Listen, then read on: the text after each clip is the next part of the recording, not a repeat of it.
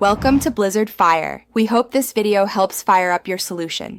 You start by picking the right live photo and making sure system permissions are ready. Open Photos, find the live photo, and verify the live badge. This ensures motion data is present.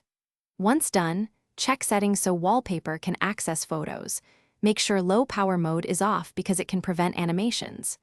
You should also confirm the photo's aspect and orientation match your screen to avoid cropping. This saves time when you apply it as wallpaper. Now apply the live photo to your lock screen. Long press the current lock screen or navigate through Settings Wallpaper Add New. Tap Photos, choose the live photo, and enable the live animation option so the motion will play when you press. Make sure to adjust position and scale to prevent undesirable cropping. Pinch to zoom and drag to center the subject. Then pick Set and choose Lock Screen or both if you want consistent lock and home backgrounds. Finally, verify the live photo animates. Wake your iPhone and press or long press the lock screen, depending on your model, to trigger the motion.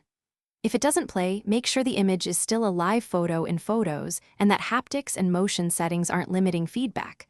Low power mode can stop animation. If problems persist, restart the device, reapply the wallpaper, or update iOS. These steps usually resolve glitches, so the live wallpaper behaves as expected. Thanks for watching. If you found this helpful, don't forget to like and subscribe.